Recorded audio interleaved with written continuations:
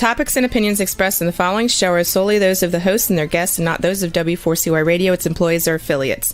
We make no recommendations or endorsements for radio show programs, services, or products mentioned on air or on our web. No liability, explicit or implied, shall be extended to W4CY Radio or its employees or affiliates. Any questions or comments should be directed to those show hosts. Thank you for choosing W4CY Radio. Welcome to the Ask the Expert show on W4CY Radio and Talk4 TV, where we bring you educational information from top local experts in the fields of legal, health, financial, and home improvement. Now sit back and listen to experts in family law, association law, hearing loss, business brokers, home care, along with many other topics. Now here are your hosts, Steve-O and Sophia. Hey, good afternoon, Southern California. Welcome to another Ask the Expert show where we bring you the top experts in the field of legal, health, financial, and home improvement. Today's going to be our home improvement expert for the first half of the show, and our second half is going to be health, weight loss. First, I got to, this is kind of a behind the scenes. We just got a phone call right before the show from a listener who wanted to make sure it was the mold removal show, and all of a sudden knows we had to go on air. So I gave you the phone number. I did not hang up on you. Sit back and enjoy today's show. First of all, you're going to love this guy. His name is Raymond Almania, and the name of his company is called Mold Zero LLC, and we're going to talk about something that happens a lot in Southern California. We're going to be talking about mold removal, and the gentleman who just called wanted to know, which we get a lot of people asking us question, how do you know if you have mold? But before we get to that, let me welcome. Hi, Raymond. Hi, Steve-O. How are you? With the baseball hat. Mold Zero, got to do the promotion. Yes. The name of your company is Mold Zero. And I got to tell you, last month, and by the way, Happy New Year. Thank you. Happy New Year back in you. Thank you. Last show, we had 5 people compliment us on the content of your show. Oh, that's excellent. That is really nice because, people took the time, and I wanted to make sure that the gentleman I just got off the phone with, who's going to be watching right now, that I didn't hang up on you. All of a sudden, it was time to go, and we're going to get your question in right away. But before we do, Raymond, tell everybody about Mold Zero. Well, Mold Zero is uniquely different than traditional or conventional mold companies in that we use a different protocol. And before I say what I'm about to say, a lot of these guys, I know a lot of the mold companies are friends of ours. We've been in the business a while. So I'm not throwing them under the bus. And they would, in a candid conversation, would tell you the same thing. Mold, first off, is very small and has the capability of spreading very fast. It's 20 to 30 microns. And when it's eating, procreating, and spreading, it's spreading very fast. So what regular mold companies do is they try to take out the mold. And it makes sense. If mold's in an environment, let's take and remove the mold out of the environment. We've been doing that for 200 years. The only problem with that is if it's true what I'm saying, that mold's really small and it spreads really fast, the odds of you getting the mold out every time is not always good. And I'm not saying, again, throwing them under the bus, but and it's not doesn't happen every time, but many times, 2 months, 5 months, 10 months later, the same client calls back and says, hey, the mold came back. And it didn't come back and never fully left. So to answer your question, what we do instead of trying to remove the mold, like cut open walls, and we have the capability of opening up walls as well. But what we do is we kill the mold in the environment. We use a dry fog protocol. And this dual dry fog protocol is a 3-step program, which I'll go into detail if you want. But it kills the mold and then puts a protectant so new mold can't come in. So instead of trying to remove the mold, we kill the mold, and then we take a test to ensure that it is indeed gone. That goes to an unbiased third-party lab.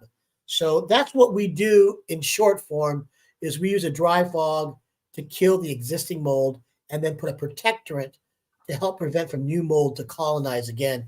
And then we test to make sure and verify that it is indeed gone. Raymond, I got to say something. I want, there could be 15 companies out there just like yours. But let me tell you something that I have learned about your company. First of all, to me, customer service is so important. And I got to tell you, your assistant, Christine, she is so much on the ball that I know that you have probably the best, would say, customer service in Southern California. She is I'm going to amazing. repeat that to her. That's good. That's very good to hear. She's right. She's not far from here, so she's hearing all these words. Well, I'm being very honest because sometimes now she's going to want to borrow people, money. No, I'm just joking. Sorry. and then also, I got to tell you, you are one of the nicest guys I've ever met. Now you want to borrow money? No, it makes a difference. I mean, especially, if you're going to be dealing with someone, one of the most important things about this show is we are providing not only educational information, but I hate the fact that someone goes to find somebody on who has the nicest website. That's not the right way to select somebody. Right. That's like the old Yellow Page days that, I'm going to get someone who had a full page ad. I want people to know that Mold Zero is right there at the top when it comes to mold removal. And you are going to love working with Raymond, which I think is so important.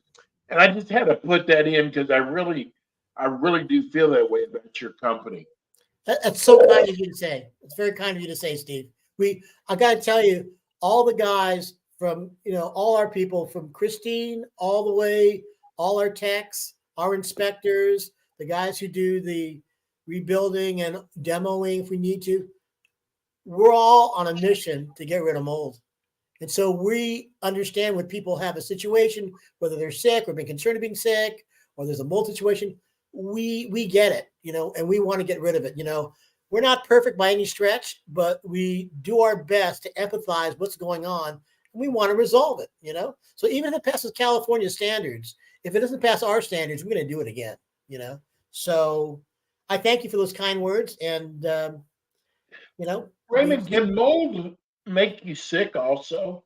Absolutely. Mold can make you sick. See, what the problem with mold is not just the mold. What mold is doing, it's eating, procreating, and spreading. So outside of all of our homes right now, mold outside our yards, it's doing nature's next step by eating, procreating, and spreading. Eating, procreating, and spreading. That's why it can spread so fast. The problem with that specifically, every time it eats and procreates, they call it burping and farting. Every time it eats and procreates, it emits these gases called mycotoxins. These mycotoxins randomly get released in the air and they just randomly float.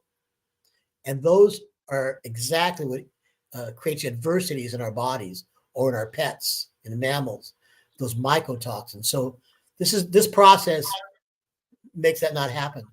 So they can't create. So it's important that people take care of the mold, especially for health purposes. Absolutely. Yeah. I mean, there's a reason why a lot of mold doctors, I mentioned this before, a lot of mold doctors who know about us, what we do, they refer their patients to us. The majority of these doctors, we don't solicit. They have done their own due diligence and they found out what we do. The guy that started this in Utah, Mike Adams, he's the inventor of this process. I go to Disneyland with him now. He's a buddy of mine. But anyway, he was approached by hospitals way back then in Utah to come up with a formula to clean rooms, to clean surgery rooms. So back then it had to be non-toxic, had to be EPA certified, FDA certified, and had high requirements. So it's very safe, but it's very, very effective. It was made to clean surgery rooms. So it's not just mold killer. It kills, spores. It's a sporicide, and it does it safely. Can you see mold? You can see mold when it gets colonized and they're clumping up.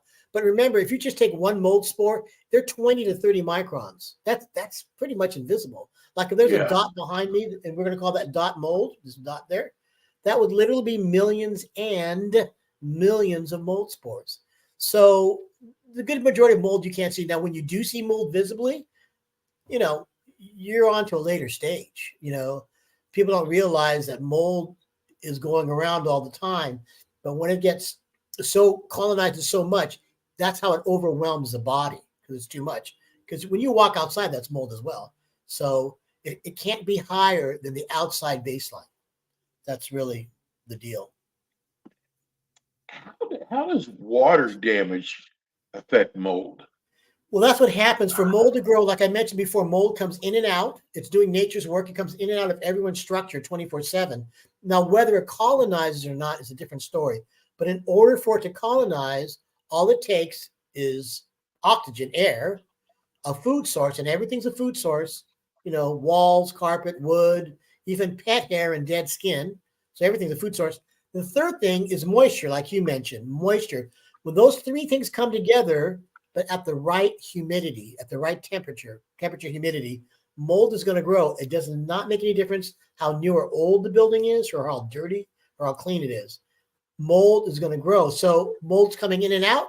If it has those three elements along with the right humidity, right temperature, it's going to start colonizing, and then it's going to start spreading, and then it can commingle and co-marriage with other mold spores, right?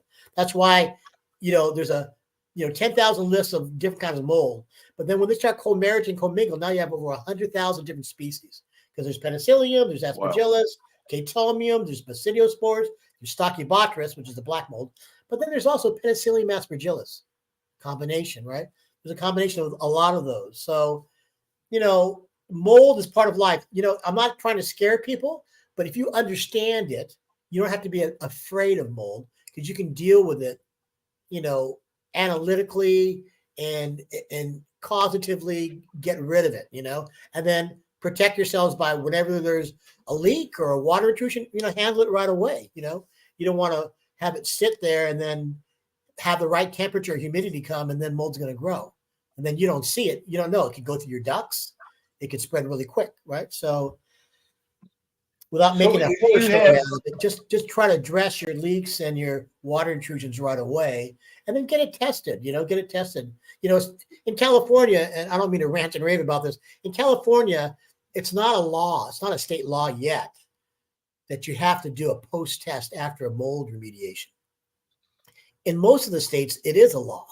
In Florida, it's a law. So you got to make sure whomever you use, whether it's us or another company, make sure and ask them, are you guys doing a post-test after? Because you want to verify that, right? Mold sports are small. How do somebody could say, construction guy could say, I took care of it, I cut it out. How do you know? He's 20 to 30 microns, right? And this is not to throw the construction guys under the bus either. It's just a common thing I hear. It says, I took care of it. I threw bleach on it and I cut it out. Well, take a test. Take a test for sure. Then you know resoundingly that it's done. It's taken care of. So if a person has water damage, does that automatically mean they have mold? Not necessarily. It depends what stage it is. It depends, what the temperature was. It is a red flag. It is one of the elements. Most mold companies do have moisture meters because that's a detector to say, oh, there's moisture. That's part of that triangle, that could have it happen. So it is a red flag. It is a precursor to mold. So, yeah, when I see in a building, I see watermarks that's been there for a while, I'm likely to go, you have mold. Just get it tested. You can also do it pre-test. Just like a post-test, you can do a pre-test and test to see if there's existing mold. So you're not being sold a bill of goods. Find out if you have mold or not. If there's existing mold, I tell people, don't do a test. Save your money. There's mold. That's mold. It looks like mold, smells like mold, walks like mold. It's mold, right? But if you don't know, right, then take a test. Take a test. Yes, it might cost X amount of dollars, but better to know for sure, and then move on appropriately or don't move on. But that's how that Is goes. it possible to have no mold? Sure, absolutely. Okay. I mean, they're just to let you know, the name of my company, Mold Zero. That's not true. There is no Mold Zero. Mold is all around us, right? So, but it's a good marketing thing. Is it possible to have zero mold? Not really, because there's mold all around. Mold is part of nature. Why mold is problematic isn't that it's just mold. It's when it becomes so overwhelming, it's higher than the outside, and it gets kind of, so to speak, incubated in a structure, in a home, or that it when it's eating and procreating and emitting those mycotoxins, that overwhelms the body. It's too much. We can't take it. Certain people with certain immune systems, they can't take it. There's certain people whose DNA, about 20 to 25% of their DNA, it's bad news, mold for. I don't know where anybody's on the spectrum. I know that we are all on the spectrum to some greater or lesser degree, but it also has to do with how successful or unsuccessful your immune system has been when defending itself against mold in the past. So 0% mold, no, Okay. not if you live on planet Earth. But Why does mold? outside. Why does mold get in say like a closet or enclosed, but not on the walls? Yeah, it's funny. A lot of times we'll go into a closet and there's no mold in the walls, but then I'll see on a leather jacket or a leather pair of boots, leather, and or even canvas or something. And mold's going to go where it's going to be happy, and where it's easiest for it to grow and flourish. So mold will start colonizing, let's say, on a leather jacket, and then you'll notice, I don't see it on my wall, or I don't see it on my sweaters or my pants, but I see it all over my leather clothes and my leather boots, some canvas. It's going where it likes to be. Mold is a funny thing. It's not a sentient thinking entity, but it is an alive. It is alive. So mold will defend itself. Mold will be comfortable and just colonize and just do its thing. It'll be fine. But if you disrupt it and you don't really kill it, it will sporulate and it'll start what they call sporulating and try to protect itself, to defend itself. And that's where you get people saying, hey, I put bleach on it last week, and now 2 weeks later, or a week and a half later, it's 3 times as bad. It's because it's protecting itself, it's defending itself, it's sporulating. So it is a live entity, it's just trying to survive. And it's going to go, to answer your original question, it's going to go where it's most comfortable. Gotcha. It loves leather, it loves canvas, it loves stuff like that. It would eventually get on the wall, believe me. Eventually, it's going to go, because it's going to grow. It's all it's going to try and do is going to flourish. We've talked about microtoxins before. What are microtoxins, and how do they affect people, homeowners? Well, I'm not a medical, guy at all, but just from my experience, mycotoxins is specifically what creates the adversities in our bodies. Mycotoxins, and you can look it up. It's the waste product or the gas that's emitted from the mold when it's eating and procreating. But how it impacts us when it's too much and it overwhelms our bodies, it gets into our respiratory system. It can give people brain fog, respiratory problems, itchiness, sore throat, on ad infinitum. I mean, you can look up mycotoxins, MYCO, TOXINS,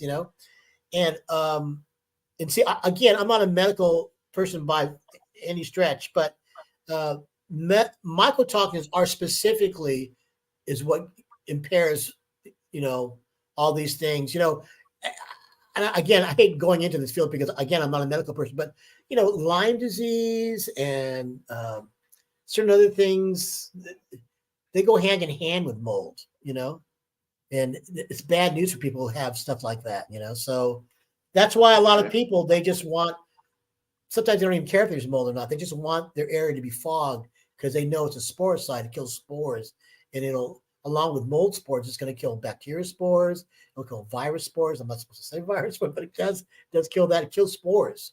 It's a sporicide.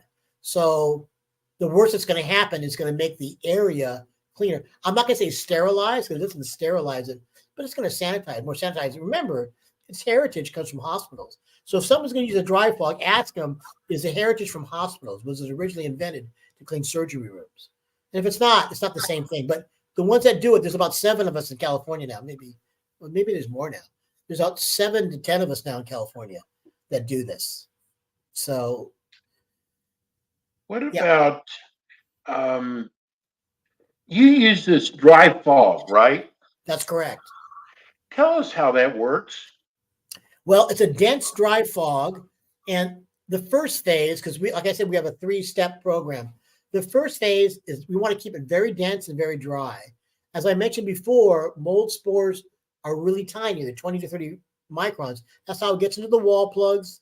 That's how it gets in between the seats. That's how it gets in these little nooks and crannies. Well, when the guys apply the dry fog, they don't just create a bomb and let the dry fog go. They're actively making it dense and dry because they know the denser and drier it is, the smaller the particle, which means any place it becomes 7.5 microns, our process, which means wherever the mold is gone, the 20, 30 microns, the nooks and crannies, so is our product. It's 7.5. So any place the mold is gone, this is smaller, so it's going to go in the same crevices because we let it dwell 45 minutes to an hour in each area. What we do is we compartmentalize each section. In a 3, 4, 5 bedroom house, whatever, or 1 or 2 bedroom house, we're going to take the kitchen, we're going to just compartmentalize and create plastic so we can create pockets of dense dry fog. We let it dwell 45 minutes to an hour in that section. It's a good kill. Then we go to the next section, 45 minutes to an hour. We do the same thing all around the whole house. We kill. The next phase, we come back and we put a protectorant because remember I told you the first phase kills existing mold that is existing. The second phase puts a protectorant so a new mold does come in because mold will come in and out again. The second phase puts this antimicrobial protectorant so a new mold comes in, it can't land anyplace. And that's important. That means it can't collect and it can't colonize. So if mold can't colonize, it can't flourish, it can't grow. Mold will come in and out all the time. But if it can't colonize, then it's not going to create any adversities because if it can't colonize, that means it can't eat and procreate. If it can't eat and procreate, that means it can't create and emit or burp and fart these mycotoxins. And that means if they can't create mycotoxins, that can impact us. So that's why that works. That second phase makes it so mold can't do that. And then the third step, of course, is we test throughout the house where we've done it. We want to make sure that it's lower than the outside baseline. Raymond, can mold, I guess, die and then come back? Well, mold is always there, right? Can it die and come back? Once it's dead, it's inert. Now, remember, we have to get our definitions right. If it's dead, it's inert. That means it's not mold anymore. Intrinsically, it's not mold. But if it's dormant means it's asleep. It's not dead, right? So, I always use this as an example, those old big mansions. But sometimes we go trick-or-treating, you go to these old big mansions, and people say, yeah, it has a cool, musty smell. Well, number 1, it's not cool. Number 2, it's not musty, it's mold. If that house was built, let's say in the 1700s, it could have had mold since back then. And then it's laid dormant, and then some rains come or whatever it comes up again. So that's dormant. But if it was dead, it's dead. Mold comes in for the same reason I told you, I mentioned earlier. Oxygen, air, food source, moisture at the right humidity. It's going to grow. So, that's why you always, once it gets treated, you want to make sure there's not a new leak, there's not a new water intrusion, there's adequate ventilation because, we do the beach areas a lot of times and people say, God, I've taken care of all my leaks. And then we pull back a dresser and there's all this mold on the wall. And they go, I don't know why I have people clean the house all day. Why is there mold? It has nothing to do with being dirty. There's probably inadequate ventilation, right? And you pull back and there's all this mold here. And they go, what do you mean inadequate ventilation? So do you use your air conditioner? I would never use it. We're by the beach. And then I ask them, when you take a shower and there gets to be condensation on the mirrors? Well, yes. do you ever get condensation on any of the windows? He goes, oh yeah, I get condensation on my front bedroom all the time or my living room. That's bad news. I mean, that's a red flag. Oh, That means there's enough moisture. Because remember, all it takes is oxygen, food source, moisture at the right humidity. Mold's going to grow. So then they get surprised why there's mold and they pull back this dresser. It's not, if there's not an existing leak there, there's a reason for it to come. Mold's not just picking on anybody. It's trying to survive. It's living all over the place all the time. So that's what I was talking about before. We don't have to be afraid of mold if we understand it more. Mold's going to come in and out, but we can defend ourselves if it does start to colonize by, doing this protocol. And then in the future, making sure all water intrusions, all leaks, there's adequate ventilation. That's all taken care of. That's the thing, well, I got a really good text here. It says, "Hi, Ronald." It's not Ronald, it's Donald. I'm really enjoying your show. I wish you were on more often. I live in Southern California 6 months out of the year. What should I have my air conditioning on when I'm gone the other 6 months out of the year so that mold doesn't build up? Yeah, I mean, you want to make sure there's proper ventilation, depending on your house, depending how many units you have at your house. The main thing, of course, you don't want it to be really hot, 80-something degrees. Of course, you don't want to have it really cold. So somewhere in the middle, but what's really key is you want to have the circulation, the ventilation, adequate ventilation going through. So I tell people, I ask them, do you use your air conditioner? No, we don't use it. We start using it every now and then. Just use it to have the ventilation going through. So if you're living there 6 months out of the year, make sure that there's adequate ventilation going through, because like when you come there the first day after the 6 months of you being gone, if it's stale in there, it creates an atmosphere that there might be, moisture coming in on the windows or moisture coming in someplace. Then you could be asking for trouble. You just want to make sure there's adequate ventilation and that things are moving. Because you have safe shelter there, but you want to make sure that you're not going to shoot yourself in the foot by creating moisture in the areas. And then if it's the right temperature, right humidity, mold's going to grow, because mold's always floating in and out, right? Raymond, believe it or not, we've come to the end of the show. It always goes by so fast when you're on. Give everybody your phone number and your website address. Right. Our phone number is 626-671-8885. And I'll repeat it again. 626-671-8885. Or you can also email us at moldzero.llc.com. That's MOLDZERO.LLC.com. Moldzero.com. 626-671-8885. MoldZeroLLC.com. I forgot that. MoldZeroLLC.com. Yeah. And I'm sorry we didn't get to everybody's questions today. Raymond will be back with us again next month on the Ask the Expert show. Raymond, thank you so much, and Happy New Year to you. Thank you, Steve. Happy New Year to you. Appreciate it again. Thank you. Mold, Zero Mold. What a great company. We're going to go to break. We come back. We've got one of my favorite shows to do. We're going to be talking about weight loss the right way. We'll be right back. And we are back with the Ask the Expert show on W4CY Radio and Talk4 TV with your hosts, Steve-O, Sophia, and their expert guests. See, I told you we would be right back. Our next guest is amazing. What he is creating, not only in just California, but what he is creating, because it's about weight loss. And I know you've heard all kind of things about you can lose weight doing this and you can do weight losing that, and you get frustrated, especially when you backslide.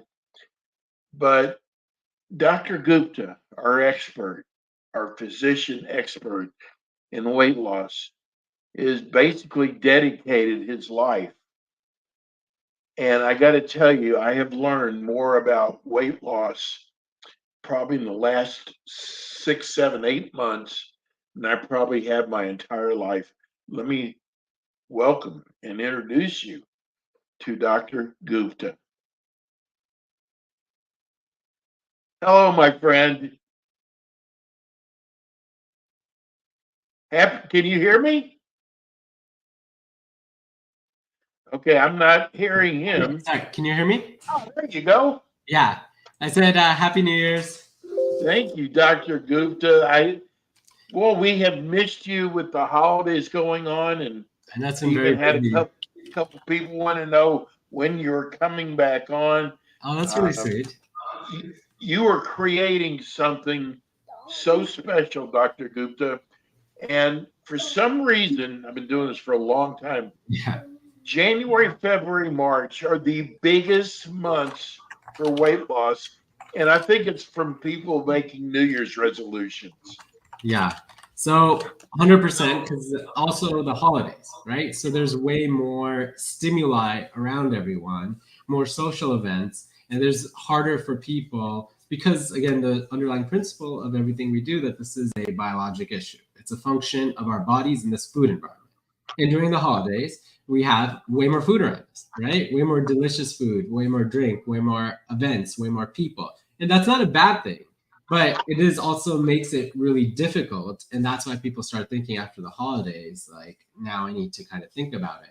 Our goal that we always preach, right? Like the goal of every moment isn't to lose weight. And it is really important to be with other people. And the more research we're doing, whether it's like the Blue Zone studies, or I just read this Good Atlantic article, the number one thing associated with happiness is maintaining deep relationships. So that's like really important in everything we talk about. And unfortunately, I feel that diet culture completely misses that, right? They say that every time you eat, it's bad.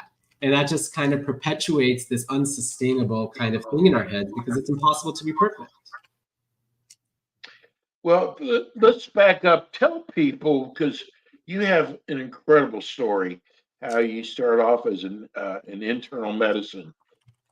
Tell people your story, Dr. Gupta. So I started, as a hospital doctor, and I still work in a hospital, but I was working in Optum and doing a lot of management. But a few years ago, I got involved with the BC Medicine Association, and I fell in love with this field.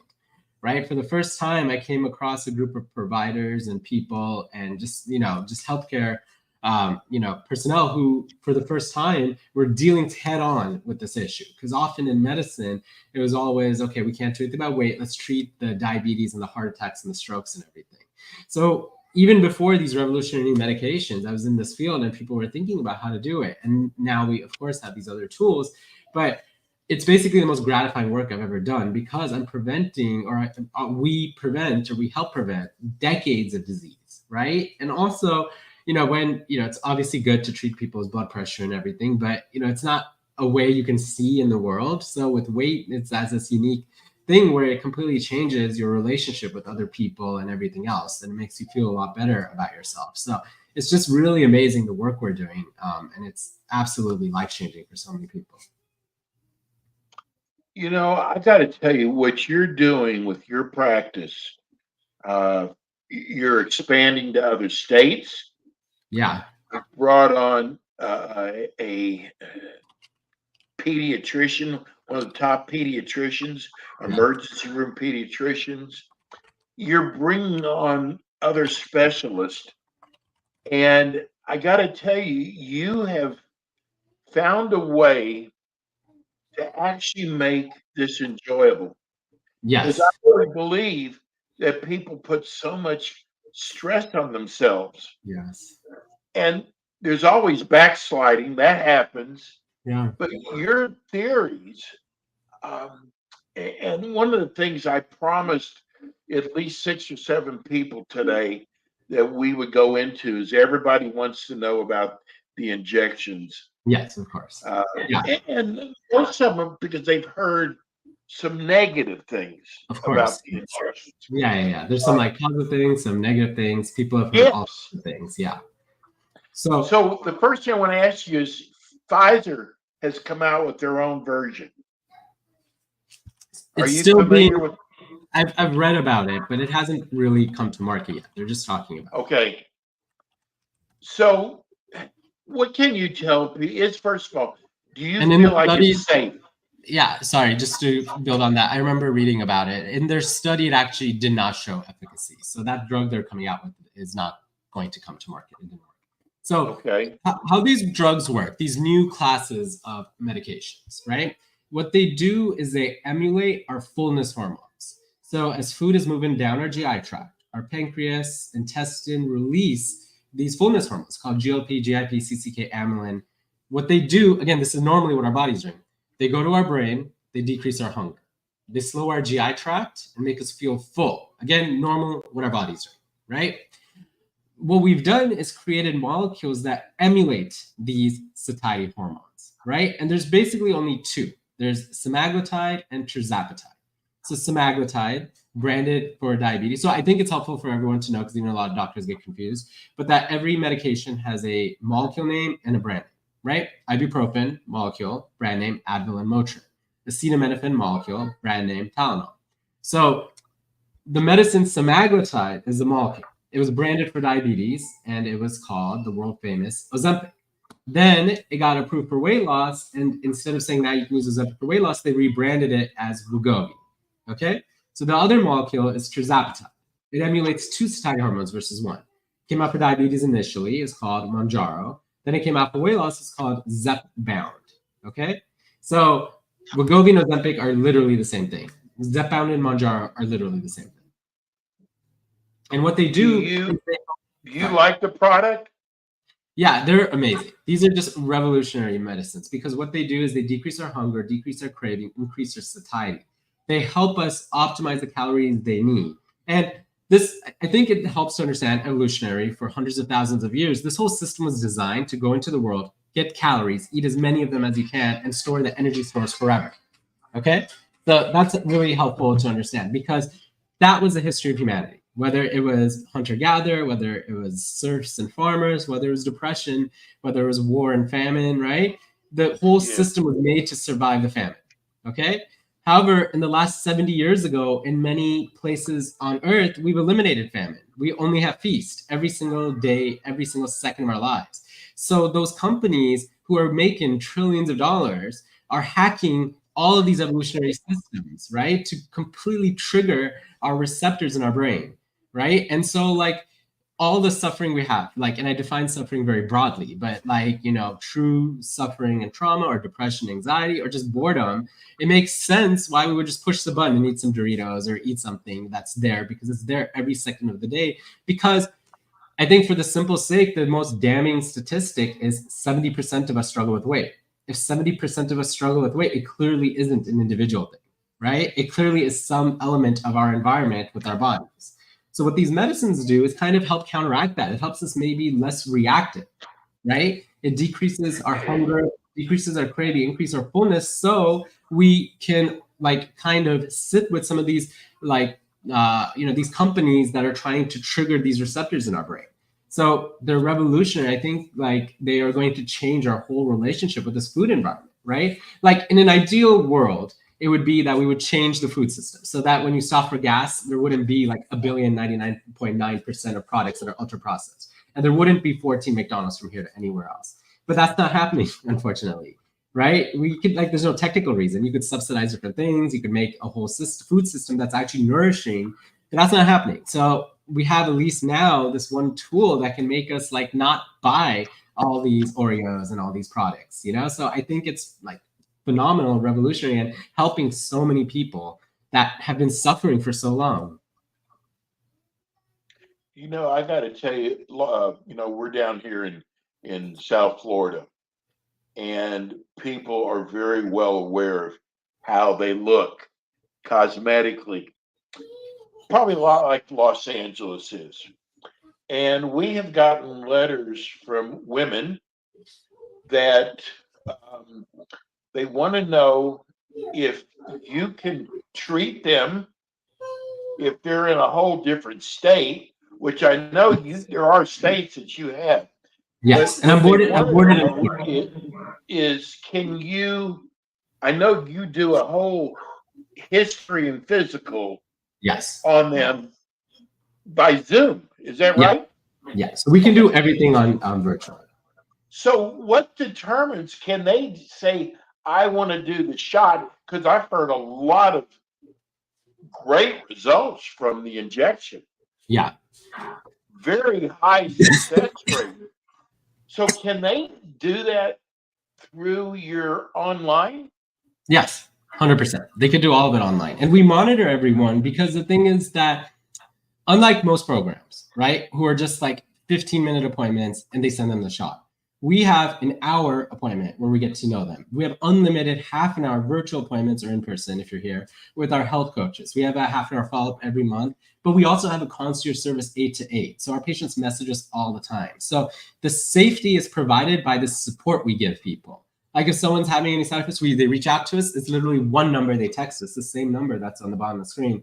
But it's the same number. And what we do is we feel that and we meet with them right away and we help brainstorm things. And I think it's really important dosing, right? Sorry, the number isn't there, but it's 310-220-4543. But what we do is we help it.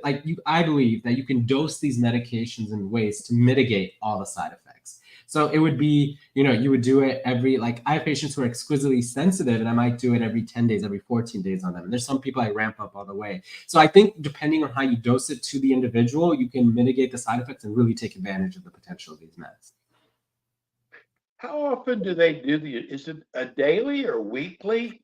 The two shots that I talked about are weekly, and that's kind of the new world of these two, the most effective medications. There is a daily one also for people who can't tolerate the weekly I use sometimes, but most of the time it's weekly.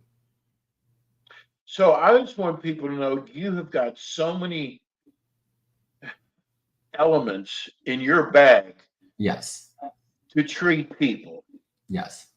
Would you walk people through the process? They call you up.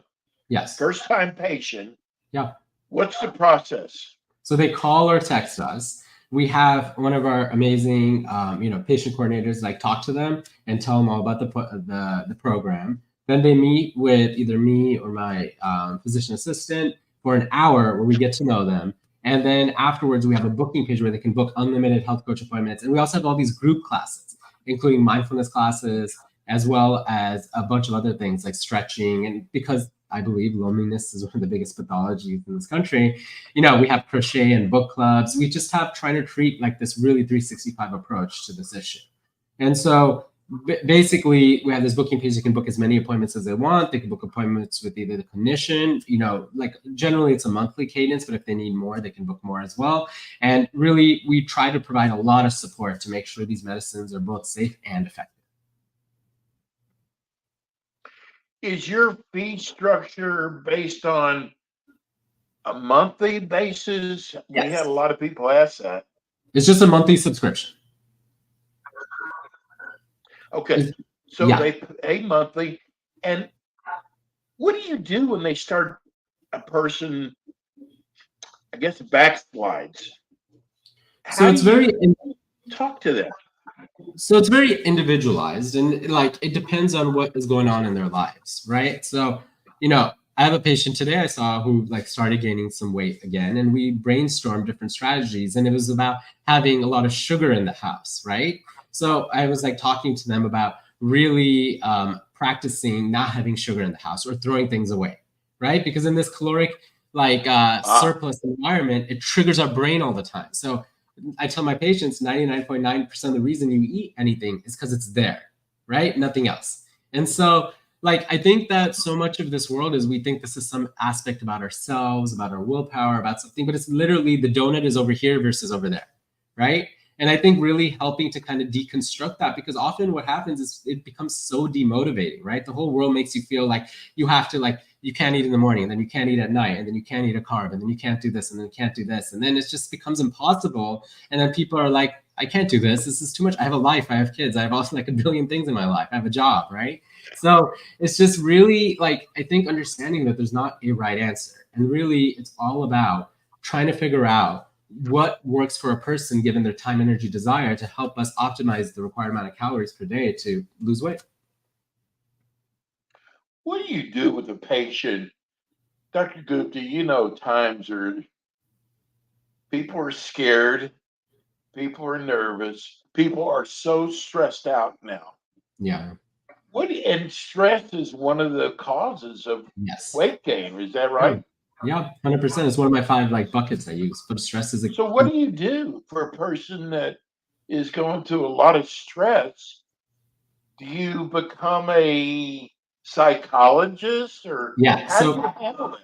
So first step is empathetically listening to people. So many of my patients say, just by talking, I feel better, right? But we also use other medications depending on what we need. You know, maybe if I need an SSRI or something, or I prescribe a lot of different things to help that. But also, you know, I've told the story before, but one of my patients, like she was just working at night because like that was like what the habit she was. And I had her like email her boss and say like she wasn't getting paid extra on that, like answering, like being on call on the phone. And she just sent an email and then she stopped having to do that. And then that like made it so her stress, because she could actually sleep at night, like completely improved.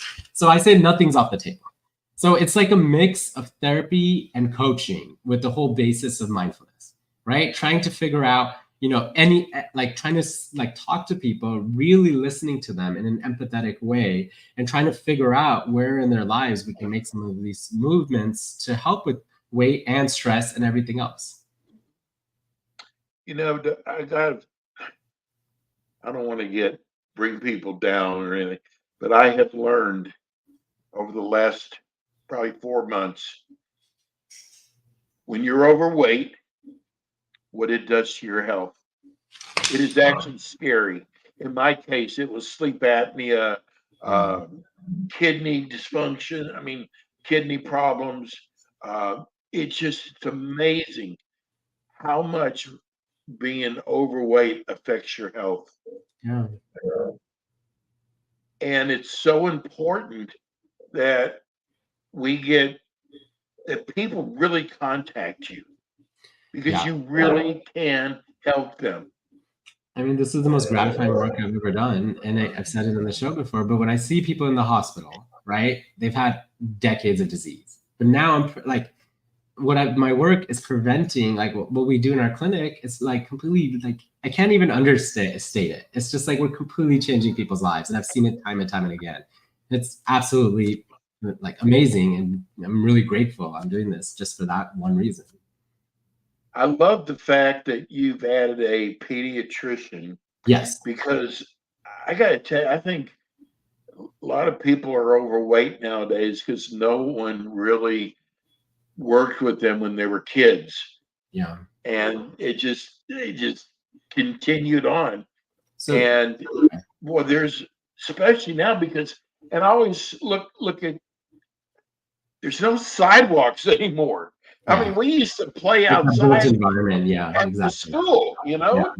Yeah. And you sit and you play games and you do your homework. Yeah. And in the meantime, you're getting fat. And then you got to put up with it. Kids in school who are brutal. Yes. I struggled with weight as a kid, so I know this very intimately. But 20% of our kids struggle with obesity, like straight up obesity, right? And the thing is that our approach to kids, and I went to go talk to a bunch of pediatricians yesterday. Our approach with kids, right, is really kind of taking the same philosophy, but really involving like the kids and the family, but importantly, not from a place of guilt and judgment, right? Because too often, even when people are trying to be kind, it comes off like, oh, how can you do this? You should be doing this. How can you feed your kid this? Or the kid, like, why are you doing this? Staying up late and playing video games and drinking the energy drinks or something, right? So it's like, again, from that, if you start with that empathetic approach, it's like, there's no morality to any of this. There's no right and wrong. Instead, it's more like if the kid is staying up late, like drinking energy drinks, the first step is, okay, switch to sugar-free. You're like saving 230 calories there. That's step number one, right? We can ultimately work on some of the other sleep habits and stuff, but there's no point in starting that at the beginning, right? And it's just, it doesn't work. Like tons of people have tried it to these people's lives, and like the whole time they tell them everything they're doing wrong, right? So you just have to see like because imagine that kid is like, that's their social, it's a different world now, but like that's like their social environment. They hang out with their friends during that period at night, right? And they feel like so much anxiety perhaps during the day and stuff. That's like the escape into that. So you really got to understand where people are coming from and really understand why people are doing the things, and then take those reasons seriously instead of waving them off. And if we can, that's like our methodology. And if you can do that, it really helps people, because the truth of the matter is we all want to be well and healthy. They're just like, it's covered by so many other things, right? So you just got to dig it all out. But you can only do that with a shovel made of like compassion, right? Not like judgment. Well, I can't believe I just looked at the clock. We got 2 minutes left. Dr. Gupta, give everybody, for those who aren't watching, give everybody your phone number and your website address. So it's 310-220-4543. Again, 310-220-4543. Just text us anytime or call us anytime, or you can go to mindfulwellness.com. Dr. Gupta, you are so good. Dr. Gupta will be back with us again next month with more Ask the Experts. Dr. Gupta, thanks again, and have a good week. Thank you, Steve. Happy New Year. Same to you. That's Dr. Gupta. He is an expert in weight loss. That's it for us today. We'll have more for you next week. Thanks for tuning in. Thanks for all your letters. We do appreciate it. Have a good week. Thanks for tuning in today to the Ask the Expert show on W4CY Radio and Talk4 TV. Tune in next week and every week to hear more from our experts on personal injury, insurance, air condition repairs, estate planning, Medicare, and many other topics in the areas of legal, health, financial, and home improvement. See you next week.